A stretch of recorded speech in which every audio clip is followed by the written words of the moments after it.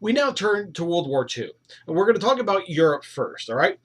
So, the European phase of World War II deals with a notion of fascism. That is, the rise of two fascist governments, Italy and Germany.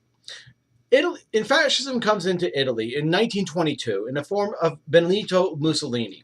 He talked a lot about the new glory of Italy, the power of the Roman legions. And he comes to power as the prime minister of Italy and the head of government, but essentially it comes down to just being a dictator. More importantly, of course, fascism is going to come to power in Germany in the form of Adolf Hitler. Hitler becomes Chancellor of Germany in 1933, and it was done diplomatically, democratically, sort of. But pretty soon he's established as Germany's dictator. Now, what is fascism? For one thing, it's bitterly anti-communist, and a lot of Americans are going to see it and they go, "Okay, we kind of like this about fascism." But the problem is that fascism is also anti-democratic. It operates on the principles of dictatorships. And it's kind of funny when you think about it. Communism and fascism, they're diametrically opposed with one another, yet they actually operate at the same type of governments, right? They operate on dictatorships, of authoritarianism, right? And that's probably because of the fact that we got extreme rights and lefts here, okay? And so in order to get a country to go to the extreme right or the extreme left, you need a strong man. You need a dictator to do that. As far as economics is concerned, though, fascism is capitalistic.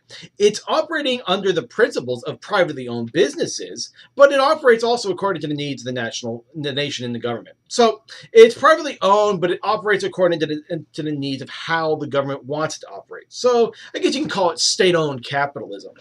Fascism also glorifies in military power and the military power of the nation. I said before that Mussolini was talking about the power of the new Roman legions. The military tends to love fascism because fascism, of course, glorifies in it. All right, and when you take the power of the military, the power of the state, and the glory of war, and then you throw in something we call racism, you get Nazi Germany. All right, this might not be the technical term, but think of it as ethnic purity. Right, the superiority of one group over another. In the case of Germany, it's the superiority of the Nordic races over all other races. And of course, along the way, this emphasis came to become extreme anti Semitism, particularly scapegoating the Jews for all the problems of Germany during the 1920s and 1930s. The German form of fascism is called Nazism. You've heard it before, but there's a party that calls itself the National Socialist Party. The title is very misleading, but they call themselves that anyway. They shorten National Socialist to Nazi, and then Nazism is going to emphasize the superiority of the German people, and then that eventually evolves and turns into what's known as the final solution, the Holocaust, the mass murder of 6 million European Jews. Now, when it comes to Hitler coming into power, Hitler's going to use the Treaty of Versailles as his roadmap for the most part, and he's going to begin violating it. For example, in 1936, despite the fact that the Treaty of Versailles told Germany you can't have any soldiers in the Rhineland, that area between France and Germany, well, guess what? In 1936, he marches troops in there. In 1938, Germany forcibly annexes Austria. The following September, so September of 1938, Hitler is making grumbling noises about wanting what's known as the Sudetenland, this German-speaking area of Czechoslovakia. And eventually what you'll see is that there's going to be a conference in Munich between these powers, Germany, Britain, France, and Italy. And they're all going to talk about Czechoslovakia. Let me mention those countries again. See if you missed something. Germany, Britain, France, Italy, talking about Czechoslovakia.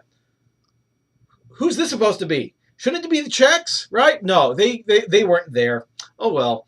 Well, anyway, so the Czechs basically get screwed over, to be quite honest. Basically the Munich conference is what is come to be symbolized a policy known as appeasement. Keep Hitler happy, and he shouldn't declare any more land grabs, and he won't be a threat anymore.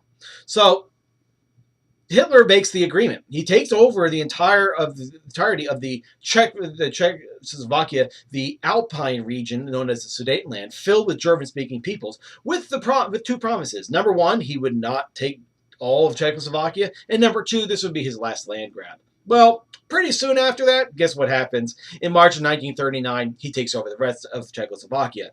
And as far as land grabs are concerned, he ain't done.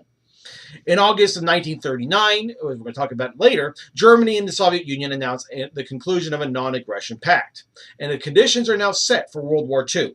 It begins on September 1st, 1939 in Europe, when Germany invades Poland. And the independence of Poland was guaranteed by the British and the French. 2 days after the invasion, Germany and France declares war on Germany. Great Britain and France declares war on Germany, thus beginning World War II in Europe.